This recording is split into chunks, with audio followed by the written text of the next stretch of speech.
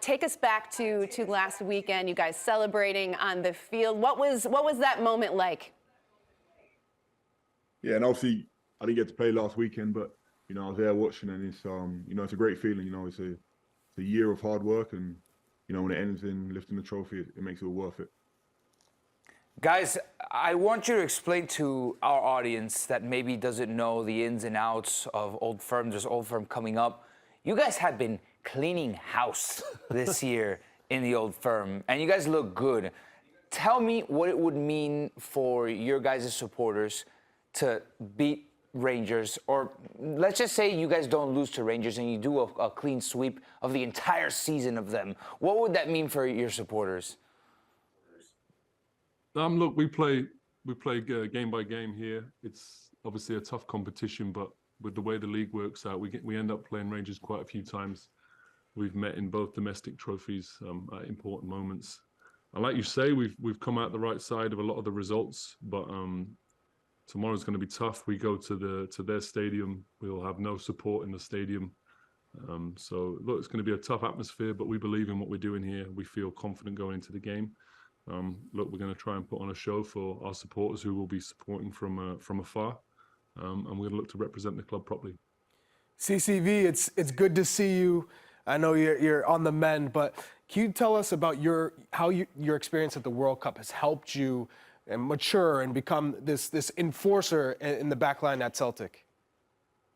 Yeah, no, I mean the World Cup was great. You know, I think as a team, you know, we done fairly well. Got out of the group, which was our first goal, and we managed to achieve that. You know, for me personally, it's just great to be there and kind of experience a tournament of, I mean, it's the best tournament in the world, so it's great to be there and experience that. And you know, just training with the guys in the squad, you know, they're all top players. So for me, it was just about, you know, helping the team when I was called upon, and also just trying to learn as much as I can, kind of day to day during that tournament, and try and grow as a player. By the way, you should have played more than you did. I was the one saying, hey, you put in a performance, you should have been in that knockout stage. That's all I'm going to say. But Appreciate it. CCV, I also have a question, a little bit about your experience with playing in America. What's the number one question you get from these Europeans about your time in America? What's the number one question they have about America? And Joe Hart, do you have any questions about America that I can answer for you? To be fair, obviously we've got Alistair Johnson here now, so I can kind of direct all the MLS questions to him. He knows a bit more than me. But no, I mean, you know, the team here is a great group, and you know, there is a bit of banter flying about stuff about Ted Lasso and stuff like that. Of course. Yeah, in the main, it's all good. It's all good. I have got a question. When do you dominate? Because obviously the US have got such a strong history in sports, athletes, the size of the country, the way that the college is set up to establish great athletes. It's time, right? Enough money's gone into it, enough energy's gone into it. I don't know. I think we did a pretty good job. I see players like Cam, and if he's not starting, then geez, the standard must be high. I think we did a pretty good job against England in the World Cup. Oh, Alexis. Ooh. Yeah, that was a good chess move, that game. That was a good chess move. That's a start. It's a start, Joe. We'll get there. Joe, I want to ask you a question, Joe. You have 45 clean sheets in 100 games, which is like an absolutely staggering and remarkable stat. What's been the secret to this sort of resurgence of your career? I mean, you look incredible. You look like you're in incredible shape. What's the secret to longevity in goalkeeping? Look, it's not a position that you're going to get consistently being amazing. It's just simple as that. There's not a human being on the planet who could play in goal and have a constant rise, because it requires perfection in the position that I'm in, and we all know that that's something we all strive for, but it's actually impossible. You know, there's moments in your career where things are going well, and I've been lucky enough to be a part of those, and there's been moments where they've been going not so well, and you struggle to find your place in the game. But as you talked about there, longevity, staying fit, staying healthy, staying positive, obviously being able to build connections with the likes of the man next to me, and what I've been able to do at this club is just all about being part of a great team with great work ethic, a top manager, a huge support, who have felt like I'm their goalkeeper. If they didn't, it'd probably be a different story and I'd have struggled, but the club's backed me and the support's backed me, and I've loved being part of it. Joe, you just mentioned how Cameron Carter-Vickers has just been a big stalwart in front of you. Can you talk about his growth and what you've seen from him? And I mean, Ange Postecoglou said he's the best defender in the league. What makes him just so dynamic and such an enforcer? I actually played with Cam. I had a brief spell at Spurs, and obviously Cam's a Tottenham player, been out on loan a lot, and you know I knew him, and I thought he was a very good player. But my personal opinion was he wasn't. You know, he didn't establish himself on the games or the trainings. But now I've got to know him. He's just the most reliable player, one of the most reliable, solid players that I've played with. Communicates really well without actually speaking. I feel like we've got a great relationship. There's a lot of trust, and I think he feels the trust that the team have. I think he's grown from the belief that the team's got in him, and I can speak from experience from, you know, doing well in the past, that when people believe in you, your football goes to the level that it should be. But it's not quite as simple as that. I was imagining in all the sports, you've got many people who are super talented but don't quite reach the levels. But if you've got people around you that believe in you and trust in you and ask you to do things that you can do, it's a great feeling, and you improve in front of people's eyes.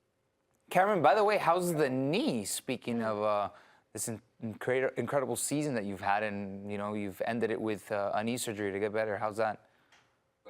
Yeah, the knee's as good as it can be. Obviously, I got surgery last week, so just kind of rehabbing from that. Obviously, it's still early days, so it's hard to kind of put a timeline on anything at the moment. But yeah, I'm positive about it, and I'm sure I'll be back as soon as possible.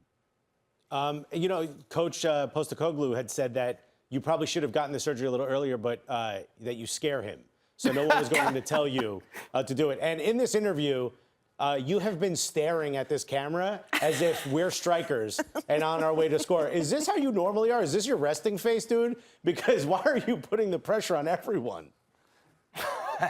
No, I mean, I don't mean to be. A lot of people do say that. Joe always says I never smile, so that must just be kind of perception I give off. But generally, most time I'm happy. It's just me. I just have that. We can't tell. Well, Ange Postecoglou has done an incredible job with this group, back-to-back titles, a Scottish Cup. What can you tell us about him as a coach? Why are his methods so effective with this group? Well, I think for me, he's one of the best managers that I've worked with. Just kind of his attention to detail and his drive to always want to improve.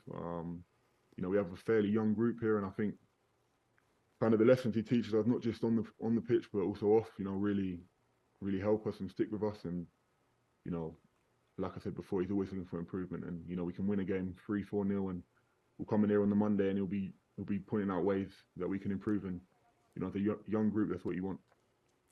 I'm curious, Joe. You brought up when is it the U.S.'s time to dominate and be a top dog in world football? Cameron, you got a chance to play in this World Cup. You see the growth of the squad. It's a young squad. If Greg Berhalter is not renamed coach, what type of coach would you like to see? Who do you think would take this group to the next level? What qualities does the coach need to be able to say, hey, I'm going to get this group to a World Cup semifinal finally? Yeah, I mean, I think that's a tough question. For me, it would probably be a coach with maybe a bit of experience. Like you said, the US squad is quite young, and someone to kind of lead us and put us in the right direction.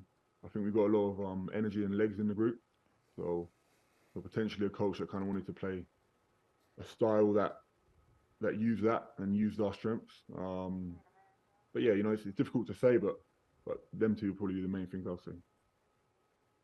Hey, Joe, what kind of coach do you think we should get? No, I'm kidding.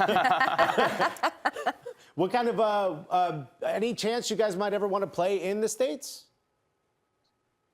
Myself personally, there was a time I was trying to come over, but it didn't work out for whatever reason. But look, I think we all look over, especially now, I've seen the growth. Obviously, we were aware, or I was more aware being older when Beckham went over and how things started to change from our perception. Respectfully, I don't know how it was over there then, but there was a lot more eyes on it. Sky Sports covers it really well. A lot of top players going, Zlatan, Gareth Bales, people like that. And I think we've now got stories of not just the MV, what's the highest paid player, the three top players, whatever they are. The DPs, designated players. Yeah. Yeah, so it's not just DPs going over now. It's people of a good age going over to try and further their career. And you know, the league looks fast. The league looks encouraging. Obviously, amazing country. It seems from my point of view to live in, huge cities. It's really exciting. What team approached you? It wasn't. It was really strange. It was so different how it worked from what we're used to. I'm used to being able to have a conversation with anyone. But then I think it works that the first conversation you have with a team, obviously respectfully, I'm not going to say who they are, but then they kind of hold first pick on whether you go over there, and then you have to negotiate with someone else, almost give up one of your picks in the draft. It was way too much. Welcome to the MLS. Discovery rights and all that good stuff. It's a lot. Well, guys, congratulations on an outstanding season. We appreciate your time, and CCV, speedy recovery, my man. Thank you. Appreciate it.